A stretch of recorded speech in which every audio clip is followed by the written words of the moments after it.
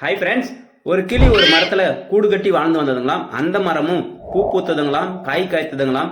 அந்த காய் பழமாகும் அப்படின்னு சொல்லிட்டு அந்த கிளி அந்த மரத்தையே சுத்தி சுத்தி வந்ததுங்களாம். அந்த கிளியோட நண்பர்களும் வந்து சொன்னாங்களாம், நண்பா இந்த காய் வந்து பழமாகாது, நீ வந்து வேற மரத்துக்கு இறை தேட போ அப்படின்னு சொன்னாங்களாம். இருந்தாலும் கூட கிளி சொல்லிச்சுங்களா, எனக்கு நம்பிக்கை இருக்குது இங்கே இருக்கிறன்னு சொன்னிச்சுங்களா. கொஞ்ச நாள் கழிச்சு அந்த காய் வெடிச்சு வெளியே வந்ததுங்களாம். உள்ள பார்த்தாச்சுன்னா பஞ்சு இருந்ததுங்களாம். அந்த கிளிக்கு மிகப்பெரிய ஏமாற்றம் ஆயிடுச்சுங்களாம். அந்த மரம் வந்து இளமஞ்சி மரமாம். ஆம் நண்பர்களே, இந்த மாதிரிதான் நம்மளும் வாழ்க்கையில கணவன் மனைவியா பழகுவோங்க, ஒரு உறவினர்களா பழகுவோங்க, நண்பர்களா பழகுவோங்க, ஒரு வாடிக்கையாளர் வியாபாரியா பழகுவோங்க, ஒரு காதலர்களா பழகுவோங்க. இந்த மாதிரிலாம் பழகிட்டு அவங்கள ஏமாத்தும் போது எவ்வளவு வலி வலிக்கு நீங்க நினைச்சு பாருங்க. நீங்க நினைக்கலாம் அவங்கள ஏமாத்திதான் நினைச்சு, ஆனா நீங்க வந்து அவங்கள ஏமாத்தல, அவங்க உங்க மேல வச்சிருந்த அந்த நம்பிக்கை தான் நீங்க உடைச்சிட்டீங்க. அதாவது துரோகத்திற்கு மன்னிப்பு இருக்குது, நம்பிக்கை துரோகத்திற்கு மன்னிப்பே கிடையாது.